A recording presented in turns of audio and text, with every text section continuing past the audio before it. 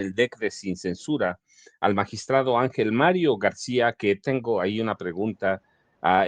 Bueno, no una pregunta, es un tema y además me da mucho gusto saludarlo, hacía mucho que no coincidíamos, pero magistrado, ¿cómo está? Le doy un abrazote después de hace tanto tiempo que no lo veo y un abrazo a nombre de Vicente que anda camino a Toluca, que yo digo ya llegó, no, es que está 1 hora 10 minutos. Muy buenos días, Paco. Un gusto saludarte a ti también y un abrazo también para Vicente allá donde ande o en el camino. Y para mí también es un placer coincidir con el maestro, el gran maestro Paco Cruz. Y aquí estamos a las órdenes y las preguntas que sea necesario responder con mucho gusto. Magistrado, en las últimas horas, Javier Lainez Potisek, que usted conoce muy bien, nombrado como ministro nombrado, porque me consta cómo fue el proceso, por Enrique Peña Nieto, lo mismo que Norma Lucía Piña Hernández, dijo que los ministros de la vieja corte ofrecieron la renuncia a todos a cambio de que no destruyeran al Poder Judicial.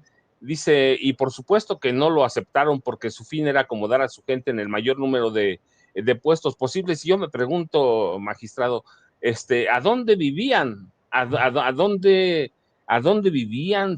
Estaban en una, como en una cubierta de cristal que no oían, no escuchaban, no vieron los resultados electorales. ¿Qué pasaba por la mente de estos tipos, magistrado?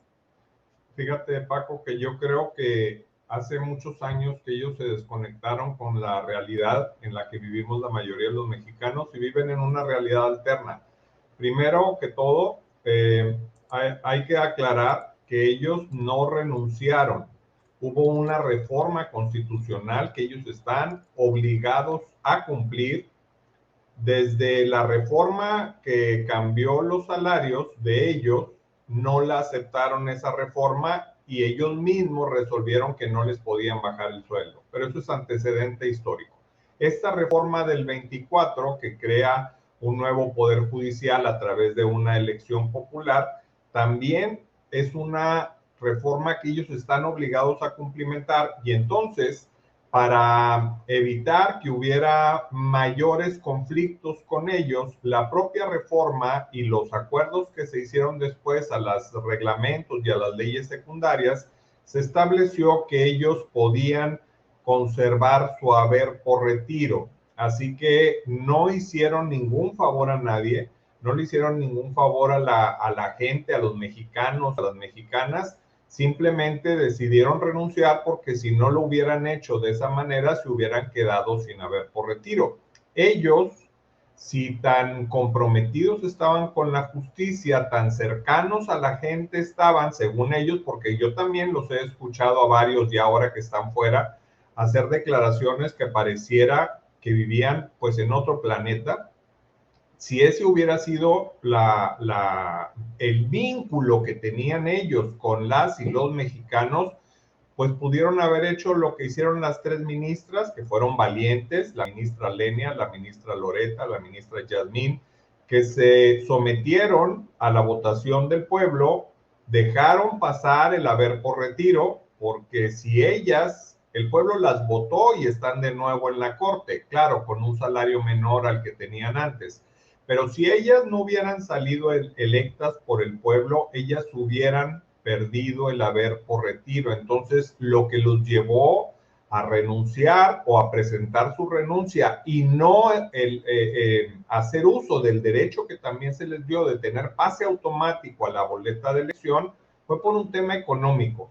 Y siempre su actuar durante el tiempo que duraron en su encargo, no solo ellos, sino los que estaban antes que ellos, era por un tema económico. No estoy diciendo que todos, sería un abuso de mi parte decir que todos los ministros de la Corte han tenido esa dinámica o ese estilo o esa forma de manejarse, pero por lo menos los ministros de la Corte del 95 para acá, que fueron los ministros de la Corte de Ernesto Zedillo, el que ahora es un paladín de la democracia, esos ministros siempre tuvieron un salario ofensivo para el pueblo de México, prestaciones que ningún otro trabajador en todo el país y tal vez ni siquiera en el mundo tengan, Así que sí, sí es cierto que a ellos siempre los movió el dinero. Y con esto, insisto de nueva cuenta, no estoy diciendo que no haya habido grandes ministros en esta época, del 94, 95 para acá, sí los hubo,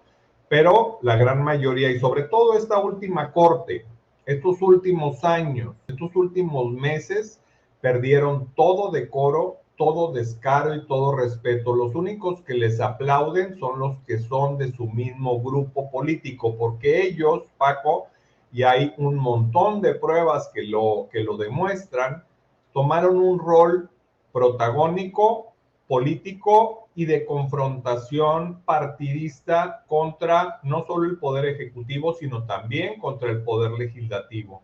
De ser un órgano jurisdiccional que debería de ser imparcial y además de manejarse con un bajo perfil, ellos optaron por la confrontación abierta, ellos optaron por los mensajes de lucha contra las políticas del gobierno. No olvidemos que el Poder Ejecutivo es a quien le corresponde manejar la administración del país y por lo tanto todo lo que se refiere al manejo de los recursos económicos y su distribución para las y los mexicanos. Ellos también tomaron el papel del poder legislativo porque la mayor parte de las legislaciones que se cambiaron durante la época del gobierno de Andrés Manuel López Obrador y del Congreso que llegó a ese lugar precisamente en el 2018, también a través de la Corte echaron abajo todas las reformas que había para beneficiar al pueblo y cambiar las políticas económicas en este país. Entonces, los movió no solo el dinero, los movió el interés político y los movió también el interés de beneficiar a las élites. Nunca he escuchado yo, no sé si tú ya lo tengas, porque sé que eres un gran periodista, que haces mucho trabajo de investigación, además con gran eficiencia, pero no sé si ya, ahora que está fuera de la corte, la expresidenta Norma Piña, ya nos va a platicar a qué se reunía con los líderes de los partidos políticos, porque no solo fue una reunión, fueron varias. ¿A qué se reunía? ¿Qué temas trataban? ¿Y por qué lo hacían? Hasta el día de hoy yo no he oído esa explicación, no sé si alguien la tenga o alguien la haya escuchado, pero no lo sé. Y el ministro que prestó su casa no estuvo ahí, dice él que no estuvo. Recordemos que ese ministro fue propuesto por el presidente Andrés Manuel López Obrador y él puso su casa sabiendo el motivo de la reunión y las personas que asistirían a esa reunión. Entonces aquí aplica esa frase que dice, tanto peca el que mata a la vaca como el que le detiene la pata. ¿Qué pasó? Porque ese ministro tampoco nos ha explicado, ahora que andan en los medios dando explicaciones, conferencias y demás. ¿Por qué no nos explican cuáles fueron las pláticas que tuvieron con los líderes de los partidos opositores a Morena y sus aliados? Pues porque simplemente ellos eran también aliados políticos de los contrarios a quienes ejercen el poder. Sí, la verdad es que el magistrado tiene razón. La Suprema Corte de Justicia de la Nación se había convertido en un partido político. La verdad es esa. Era un partido, yo documenté en febrero de 2024 cómo estaban con documentos de la Corte, porque me los entregaron de mano, documentos de la Corte, cómo estaban organizando la resistencia para evitar el ascenso de Claudio Sheinbaum Pardo al poder. Y bueno, tiene razón el magistrado, discúlpeme,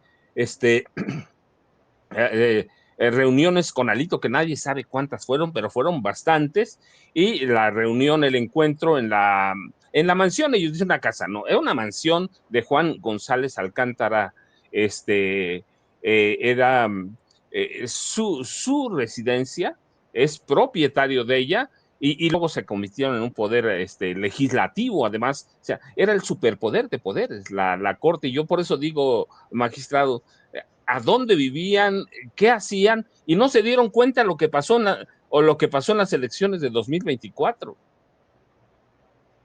Fíjate, Paco, que soy maestro, lo he comentado en otras ocasiones, desde hace 29 años imparto cátedra en licenciatura y en posgrado, y a mis alumnos, sobre todo de licenciatura en Derecho, les he dado un reto de que hagan un análisis de cualquier reforma que se haya hecho a la Constitución antes de 2018, del 88 al 2018. Y lo reto a que me traigan una reforma a la Constitución, que hubo muchísimas, donde la reforma se traduzca en un beneficio efectivo y real para el pueblo, para un bienestar para el pueblo, porque hace rato aquí mismo en tu programa se hablaba de ese bienestar, que es importante que hasta ahora hablamos de ese concepto, porque se habla mucho del Producto Interno Bruto. El tema es hablar del bienestar de los mexicanos y de las mexicanas. Entonces les digo a mis alumnos, si ustedes me traen una reforma a la Constitución del año 88 al año 2018 que haya servido para que se tradujera o se traduzca en bienestar para el pueblo, quedan exentos de la materia. Y hasta el día de hoy ninguno de mis alumnos ha traído una reforma en ese sentido, simplemente porque no lo existen. Y además, las reformas que sí hubo fueron para perjudicar a la gente más necesitada. Y cuando esos grupos vulnerables llegaban a través de un juicio de amparo, de una acción de inconstitucionalidad a la Suprema Corte, ¿qué hacían los ministros de la Corte?